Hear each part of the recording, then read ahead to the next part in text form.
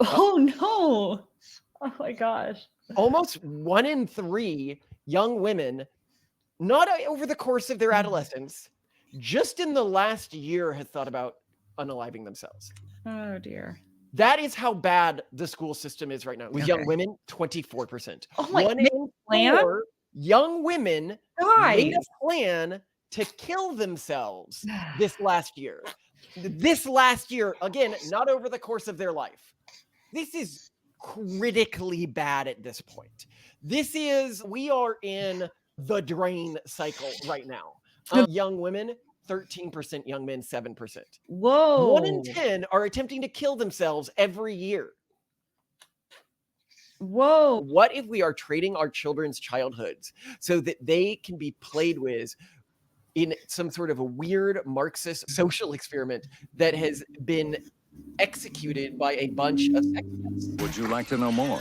Hello, Simone! You and I have done episodes on how bad the public school nightmare is right now. I think a lot of people think it's just like a steady degree difference from when we were kids. It is not. We are going to be going into a lot of data, a lot of statistics in this episode. I know our fans love that. When I was doing the research for this, I was like, oh my God, if I could make enough money to support myself off of our content and I could just like really do research heavy episodes all the time, I would be so happy. Like it is such a pleasure to get to dive into statistics and see what is being hidden from the general public at this point. So what I'm going to start with is just like how bad things are, because not even in terms of outcomes, but a lot of people, they look at how we're raising our kids and they're like, the things you're doing with your kids are going to make them unhappy. Why don't you just do what everyone else does? Or taking them out of public school, oh my God, they'll all these like horrible fear tactics. And it really has become fear tactics. An article ran in Scientific America recently that showed that 37% of homeschoolers, it was like homeschooling is tied to abuse. 37% of homeschoolers abused their kids. And we know this because CPS was called on 37% of families. They didn't think to check the base rate. It turns out that actually out of all families, 37% have had CPS called on them. So I think that actually means that homeschoolers have generally lower rates of actual abuse, because think about it this way. Homeschooling families have larger numbers of children.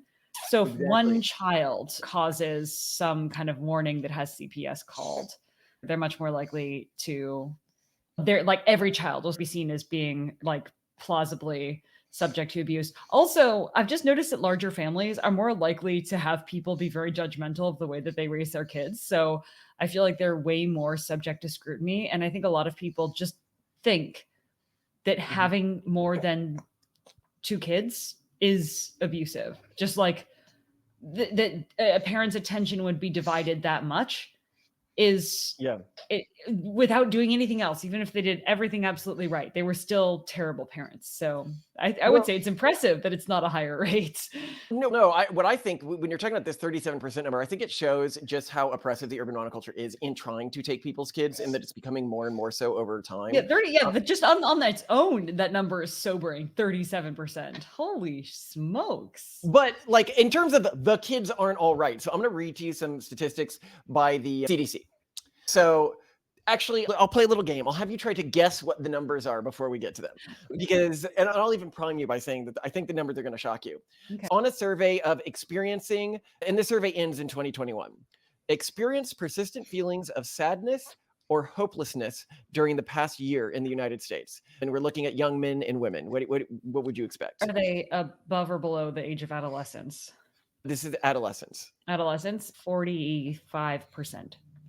That actually is about the average. So with women, it's 57% these days, and 29% with men. So like they are generally unhappy with their lives, more than half of young women. And you can look at all the quote unquote progress that feminism has made for them, and yet this number just keeps rising. All right, but here's I think what's really going to shock you. And keep in mind, we're separating young men and women when you're making guesses, okay? Seriously considered attempting suicide during the past year. Not in their life, during the past year. Young men, 14%. Young women, 18%. You got young men exactly right, 14%. Oh. Young women, it's 30%. Oh, no. Oh, my gosh. almost 1 in 3 young women, not over the course of their adolescence, just in the last year has thought about unaliving themselves. Oh dear. That is how bad the school system is right now. You are sending your kids to a meat grinder. But Yeah. let's get worse. Made a, and I'll use a different word so we don't get banned here, unaliving themselves plan during the past year. Oh, made a plan. Okay. Made a plan. It's got to be fairly low with guys because I feel like they're more likely to follow through and they more at higher rates follow through successfully on these. 4% of young men, and because women are more likely to make plans and fantasize, I'm going to say 12%. With young men, it was 12%. With Okay. young women, 24%. Oh my, 1 made in a plan? 4 young women made Guys. a plan to kill themselves this last year. This last year, again, not over the course of their life. This is critically bad at this point. We are in the drain cycle right now. The drain cycle. Now, actually went through with the plan, attempted unaliving themselves in the last year. Young women, 13%, young men, 7%. Whoa. 1 in 10 are attempting to kill themselves every year.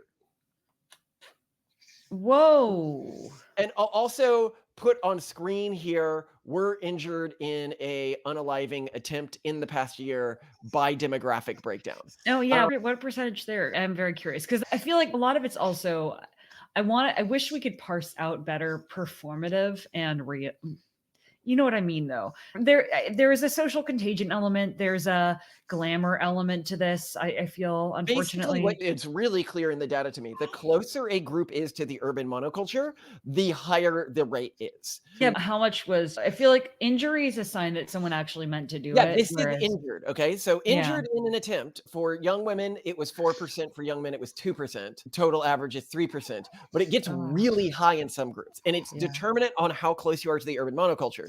So if you look at groups that are very low probability of doing this, you're looking at groups like the Asian community or the American Indian or Alaska Native communities, and their group is actually less than 1%.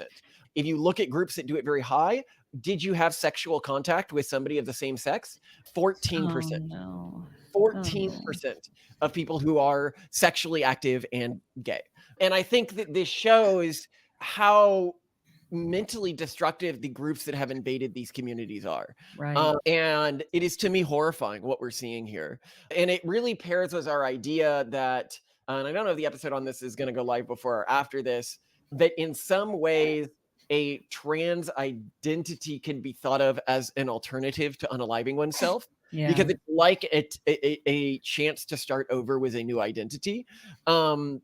Yeah, that also might explain the rise of that, given that 14% every year are injured from one of these attempts. Every year are injured by one of these attempts.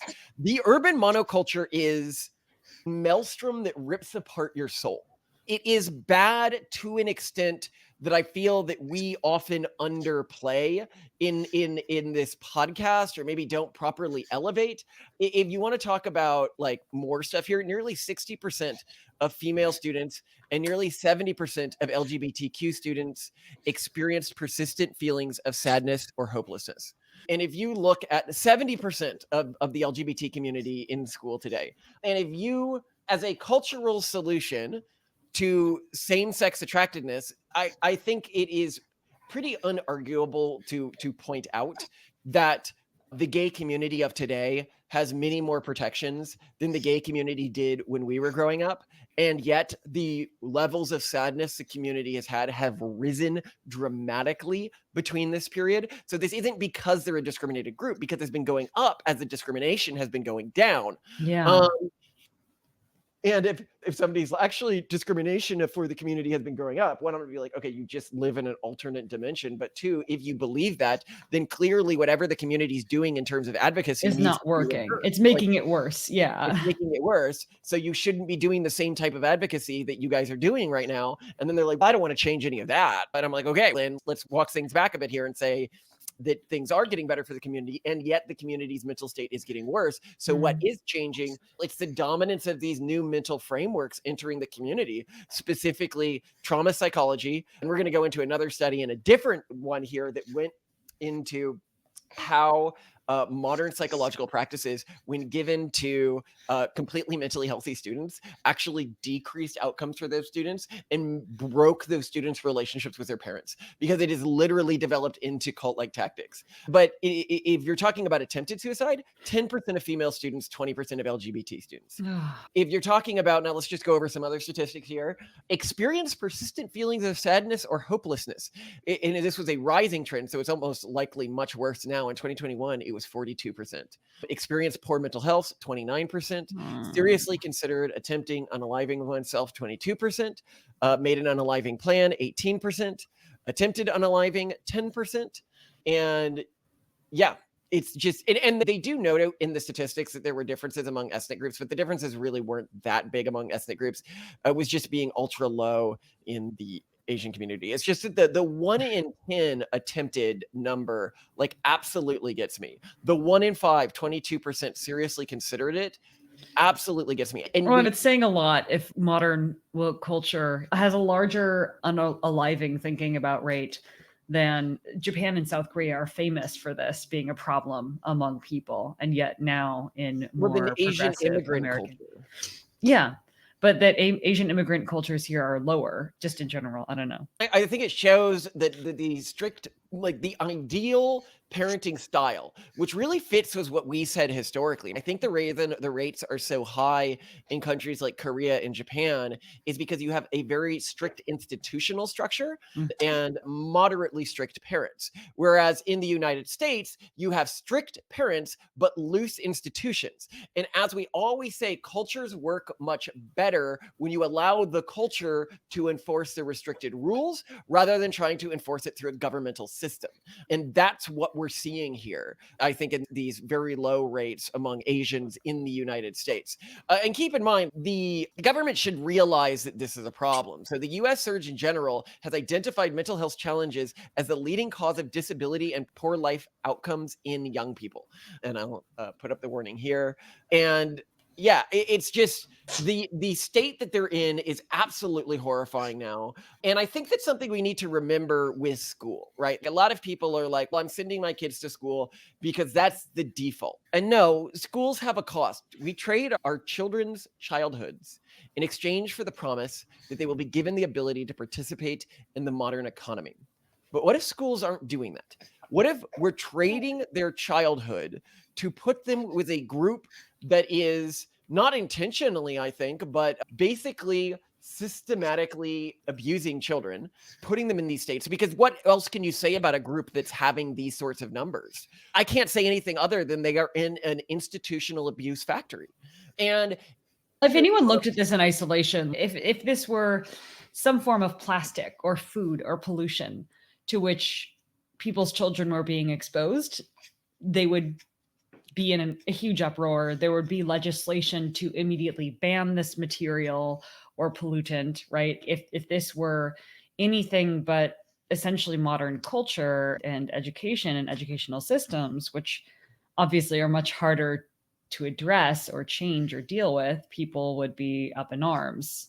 And of course, many people already are up in arms. I think that we need a completely new school model, and people are like, what about the negative?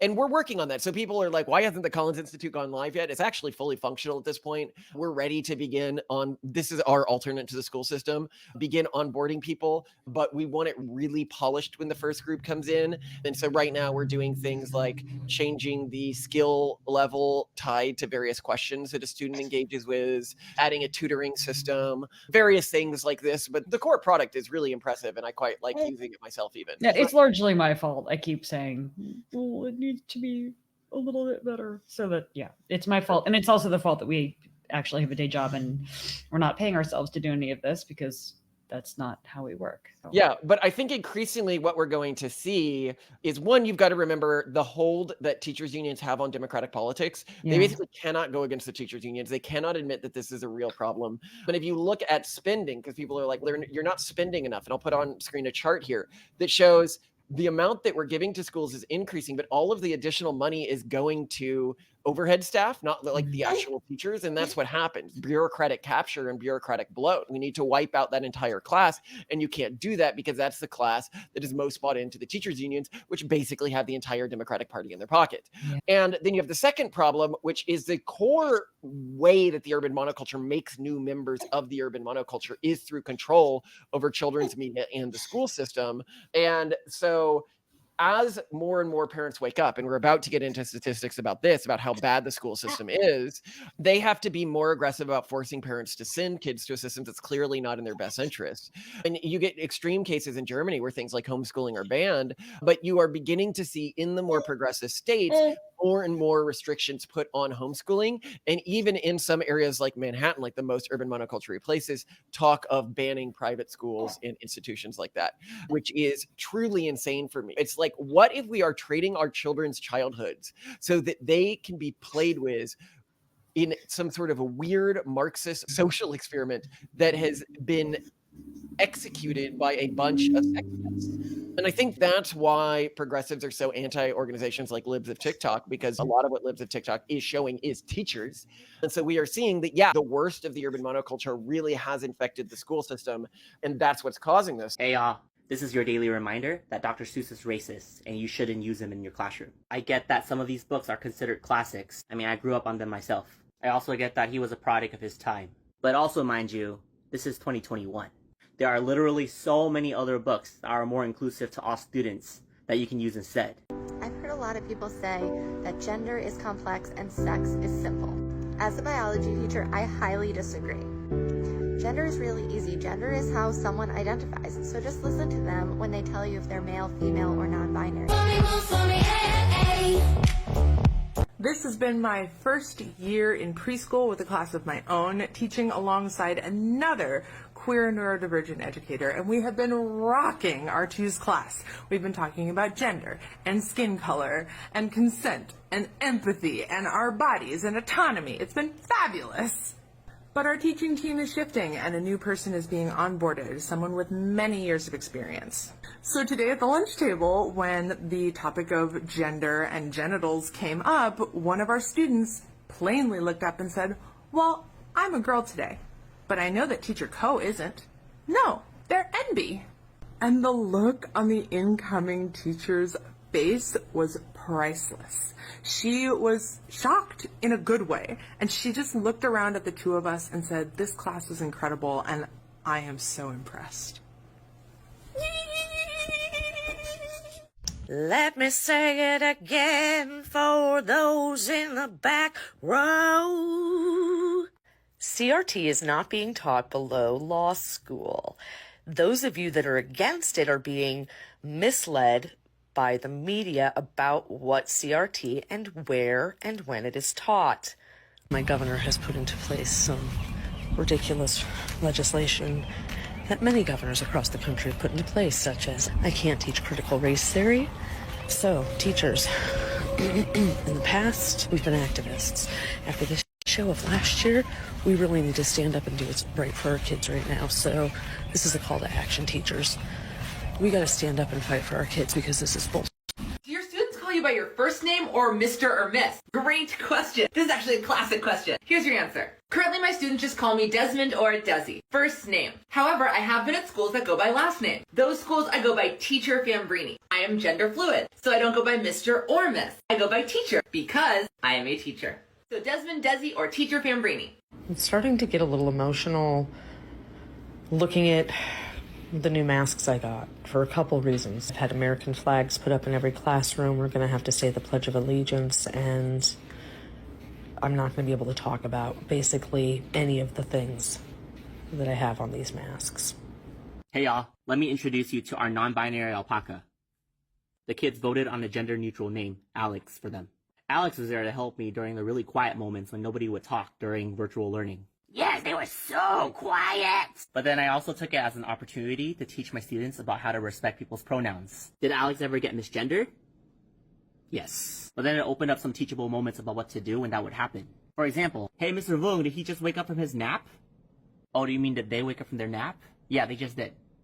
I would apologize quickly, make the correction, and move on. I started off modeling how to correct somebody, and then afterwards my students would correct each other whenever somebody would misgender Alex here. Representation in the classroom matters. My kids were 5th graders, and they still got a kick out of Alex. Oh yes, and here's Alex's friend, Lincoln the Llama, who goes by pronouns he, him. At first, my students thought that he had very feminine features, so they thought that he was a girl. And this is why we should never assume somebody's gender just based on what they look like. Alright, Lincoln, say something.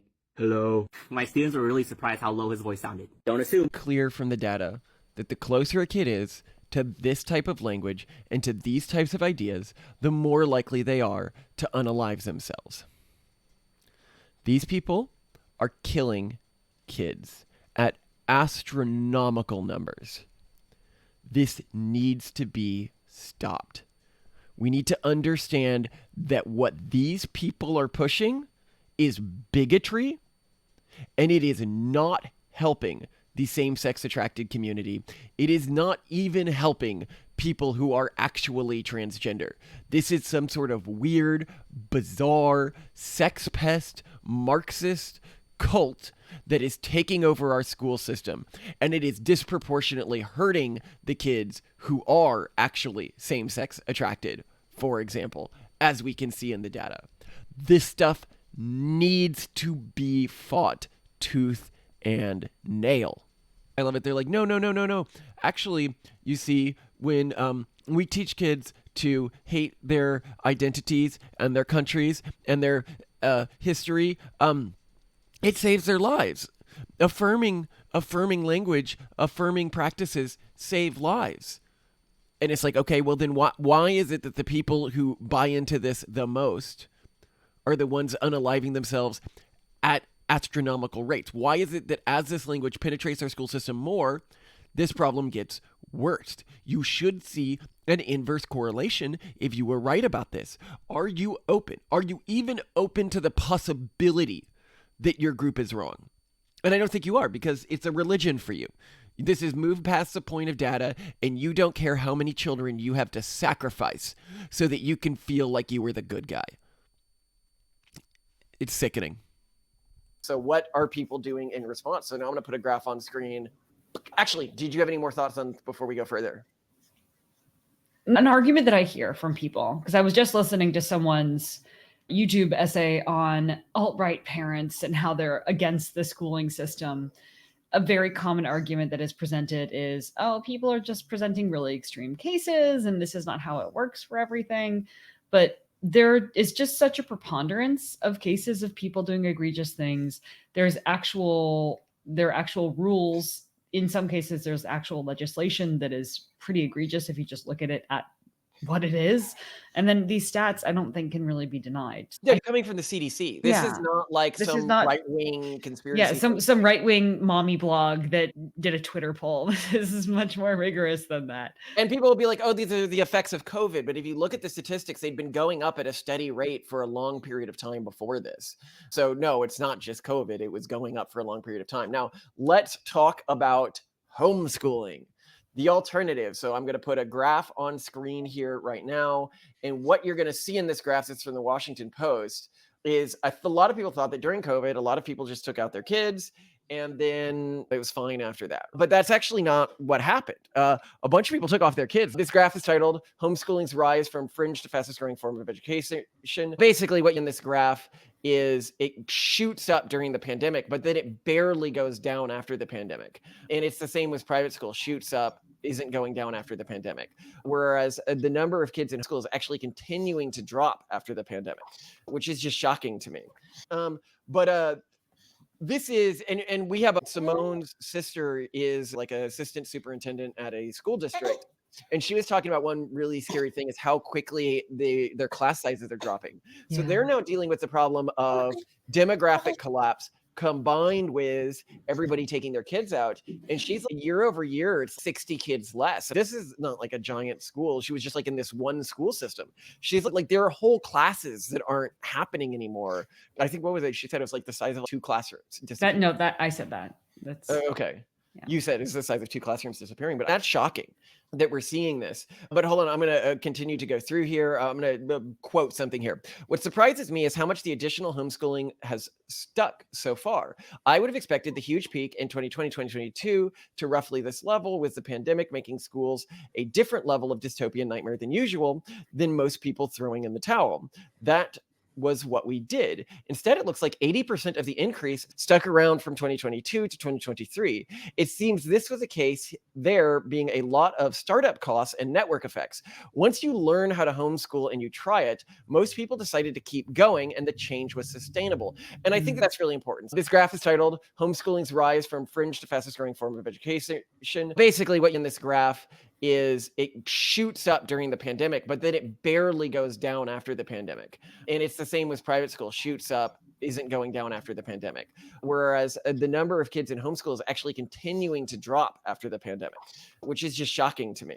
So let's continue to go on with other things that are happening. The nihilism explosion, okay?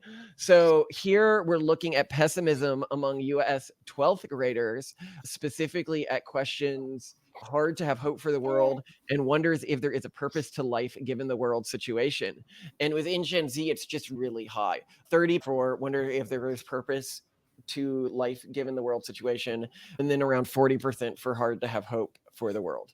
And I think that this is because the structures of information that they are gaining access to have, one, been co-opted by these apocalyptic AI cults. Even though AI is opening up all of these great opportunities, it's changing what it means to be human. It's making it fundamentally possible to maybe live in an economic system where we can all pursue our dreams whenever we want, like genuinely a post-scarcity environment. And yet they're here freaking out because apocalypticism grabs you when you're already nihilistic. People have begun to lose their hopes and forget their dreams, so the nothing grows stronger.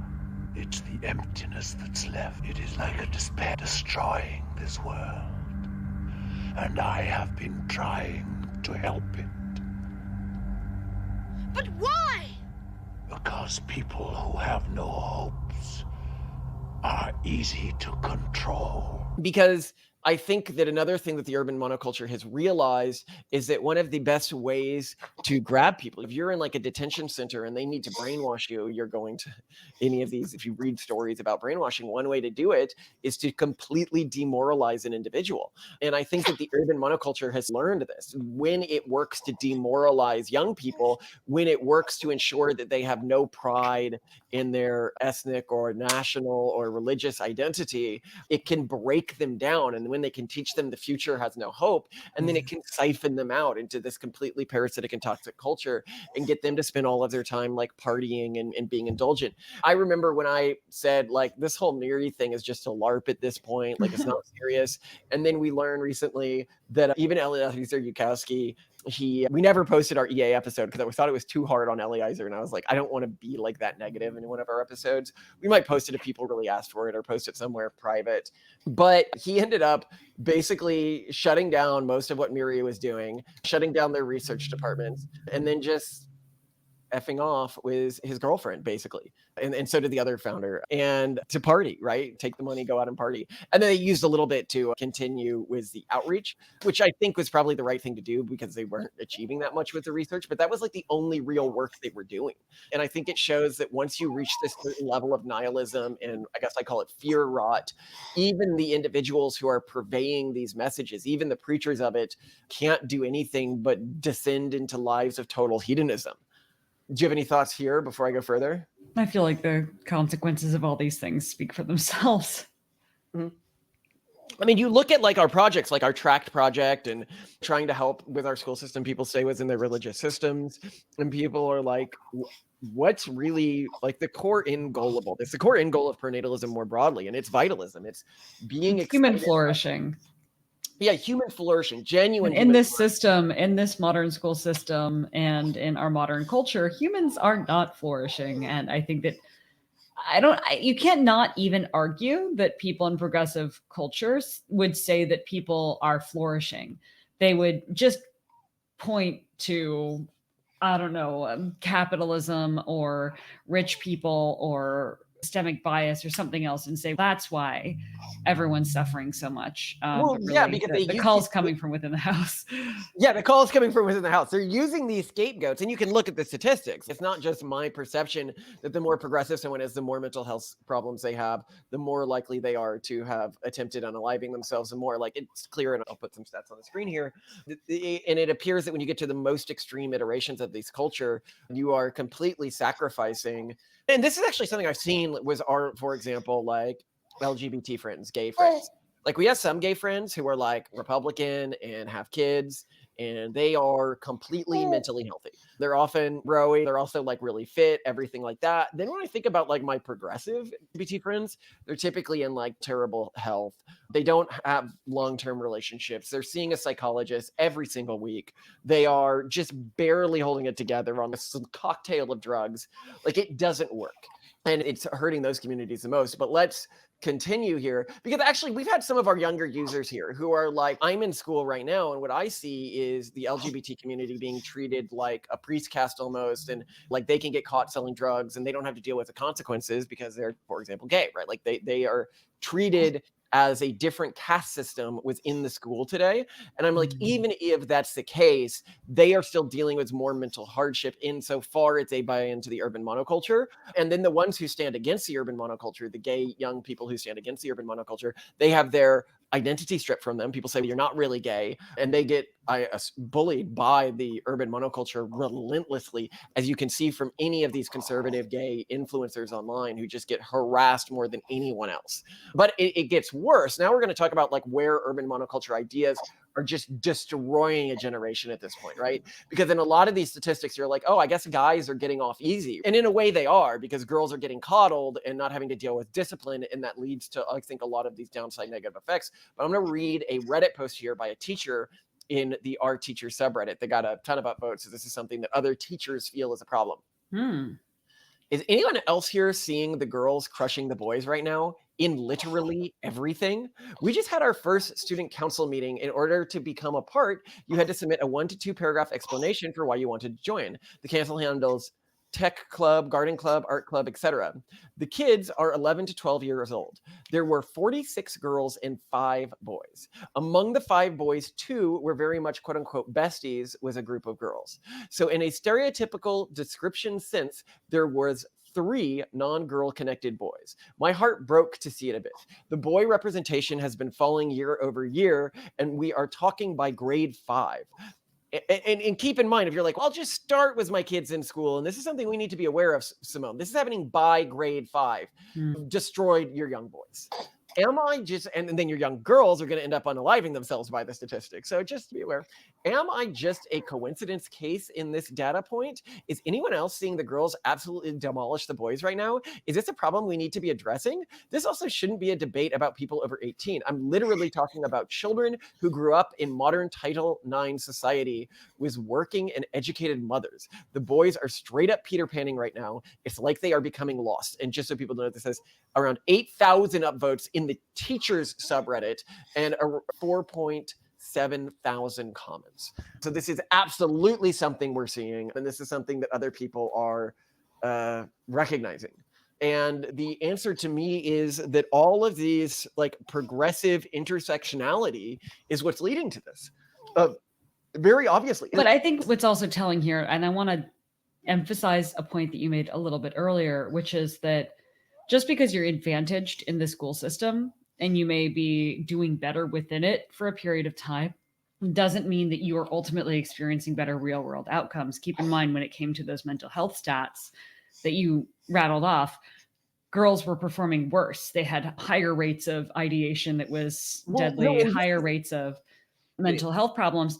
So really winning within this system means you're losing at life. And honestly, if this system makes life hard for you, all the better that you're actually facing some genuine challenges and building some resilience, being forced to do that, because being robbed of that experience is causing a lot of this lack of This is mental what health. we're seeing in this system. The more coddled a group is by the urban monoculture, the higher their demographic status is within the urban monoculture, Yeah. the lower their mental health outcomes are. Yeah. So this coddling that girls are seeing that is leading to them showing up to these groups in higher numbers, leading to them getting into college at higher rates, leading to all of these systemic discriminations in their favor, is leading to worse mental health outcomes. And you even see this among ethnic lines. So, for example, the Black community had a higher unaliving themselves rate than the white community in schools right now. And it is because these groups, not by a huge, actually, with that group, it was like double. It wasn't as bad as like girls and guys. It was like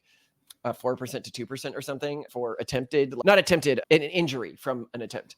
But yeah, it shows that what they are doing isn't working. And yet they look at these statistics. They look at, for example, girls facing these larger mental health outcomes, and the urban monoculture has no solution to this other than we need to, i.e. progressivism more broadly, we need to increase the special status we're giving these groups.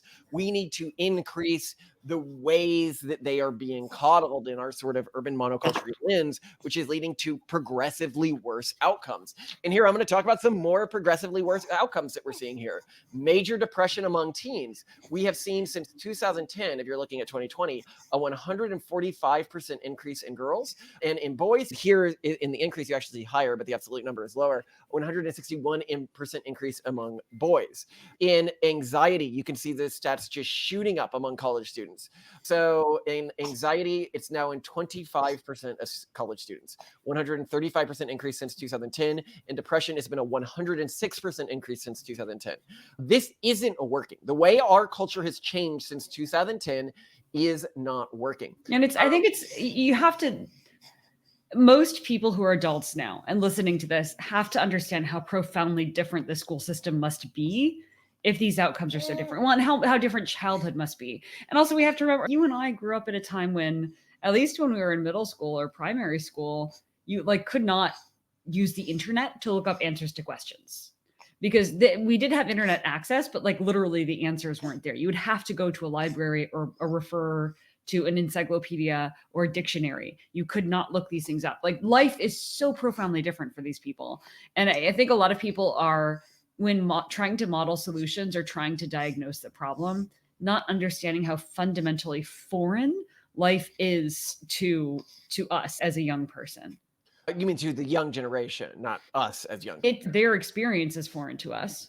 Yeah, foreign to us. Yeah, but we are not young people yet. Just clarifying that. Yes, we are not young. We are very old. You are absolutely correct about this. And here, all of this would be worth it if, while all of these negative effects were increasing, we were getting increased output from the school system. It was doing better. Except the exact opposite is happening. Only 21% of US high schoolers are well prepared for college. 2023 ACT data revealed a concerning lack of college preparedness among recent high school graduates. Out of the class of 2023, only 21% met the ACT college readiness benchmarks across all core subjects. This signals that 1 in 5 students are equipped to succeed in introductory college courses. At the other end of the spectrum, over 40% of graduates failed to meet a single subject benchmark, and students nationwide scored an average of 19.5 out of 36 on the ACT this year, down 0.3 points from 2022, for a 32-year low. The decline in math and reading scores among US 13-year-olds, largest drop since 1973, and drop, it's at a lower rate. Reading scores also declined by 4 points between 2020 and 2023, with math scores experiencing a more significant decrease of 9 points during the same period. Despite the impact of remote learning, the decline in scores has been ongoing since 2012. So again, this is all stuff that we've been seeing since the 2010s.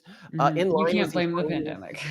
A Gallup poll conducted in 2022 indicates that 55% of Americans expressed dissatisfaction with the quality of K-12 education, marking the highest level of dissatisfaction since 2000.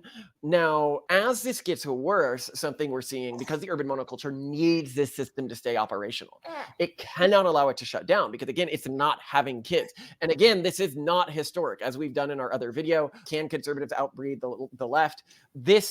There was not a difference in fertility rates between progressives and Republicans pre-90s. This is a completely modern phenomenon of progressives only existing because they are converting other people's children. But they've really doubled down on it. Conservatives have double their fertility rates now. Now, as this gets worse, because it is an existential issue for the survival of the urban monoculture, they have to hide it. And so here are some attempts to hide it that we've been seeing. Oregon suspended the requirement for students to demonstrate proficiency in English learning skills to graduate for classes of 2022, 2023, and 2024.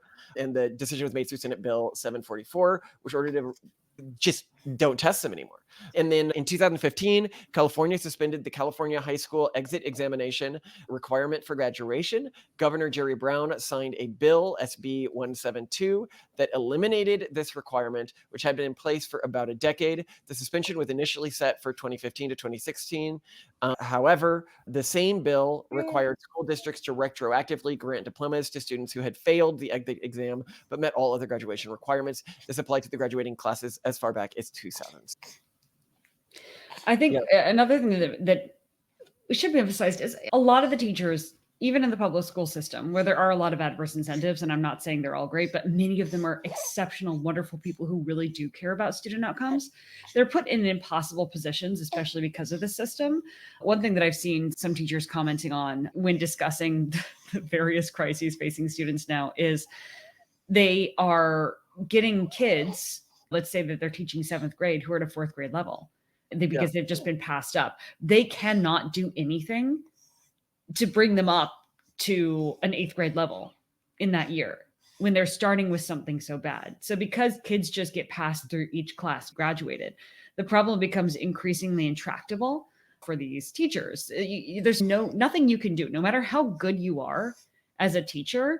If you're receiving students who are so ill prepared, who've been already so ill treated by this system, there's really nothing you can do. And they were also talking about, I think they called it SEM, so like social emotional learning or something, but basically like been exploding, which is basically just a cult. You know? And that they as young teachers who were very, I would say very progressive, the people that I've seen talking about this, they hate it because they know it doesn't work and they see the effect that it has on students. So I would say this is not even a progressive teachers are insane issue.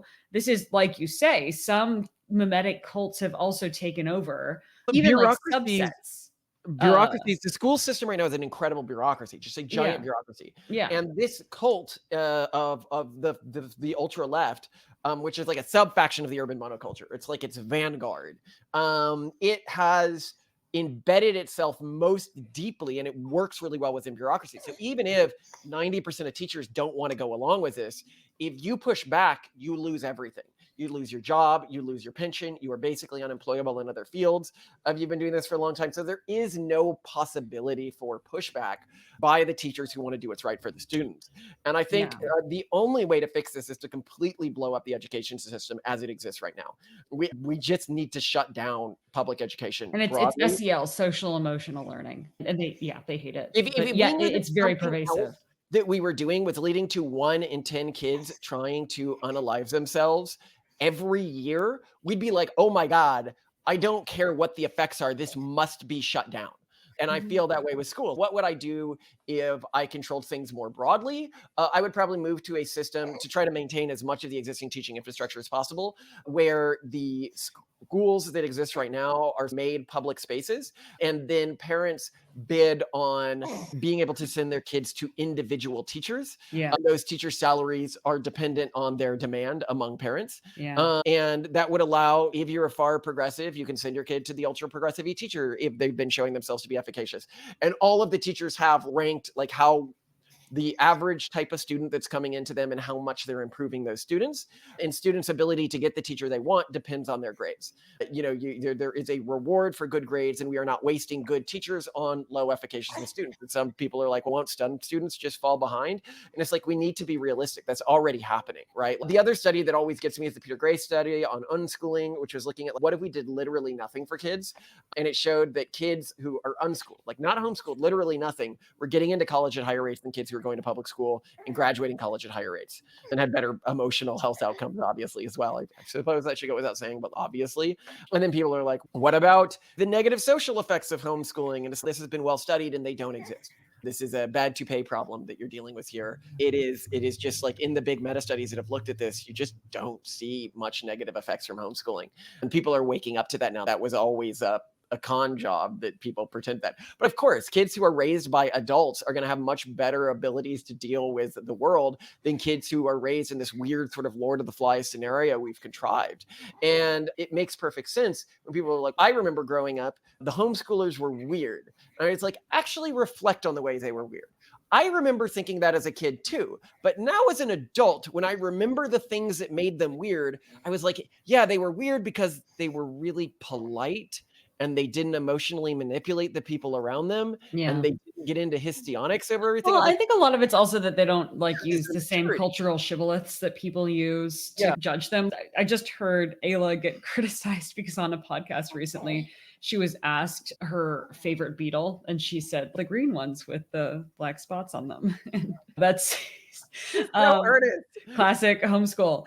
And I think that's so weird. But no, that's an honest and good answer. And why do we all need to think exactly like the same cultural references and know the same TV shows and do all this really dumb stuff? Yeah, I completely agree. And I think that our school system, so just as the final pitch for the Collins Institute, feel free to email us. Emails are easy to find at collinsinstitute.com. If you are interested in signing up for this program, I really hope we can get this out within the next couple months. The big task right now is getting the mentoring system completed. And then I'm going to film actually one of our audience members is going to be putting together, who has a digital an animated explanation. an animated like how to use it /ad thing. And as soon as that's done, we will be releasing it to you. And I am very happy with what we've created. It is exceeded my personal expectations of what I thought we were going to be able to put together. And the thing that has exceeded my expectations is that it's fun. I wish I just had infinite time to dive into it, honestly. I want to explore it. I want to go through all the nodes and learn all the things, but we do not. And I do think that it will, for my kids, it makes me feel very comfortable allowing them not to go to school. And I should note what we do with our kids in public schools, we give them a choice. So we'll send our kids to public school, and if they're like, I would rather be at home studying, they can do that. But if they want to go to school, they can go to school. They still, all of their education, we're going to assume is our responsibility. I assume if they go to school, it's because they want to experience that, but that's not where they're going to learn the stuff that gets them ahead in life. Yeah. It's not where they're going to learn about the world. Yeah, I just think people, because it's being hid from people, how bad the problem is these days. And that we just need to reset the system, unplug and replug. That's the only way, was this giant bureaucracy to really fix things. Have you tried turn it off and back on again? But anyway, I love you to death, Simone. You are just the sun to the stars of my world. I cannot see the stars out there because you shine so bright as a mother and as a wife. And I am so lucky to have you in my life. I love you so much, Malcolm. You're the best. Thanks for creating the Collins Institute. I can't wait for our kids to use it.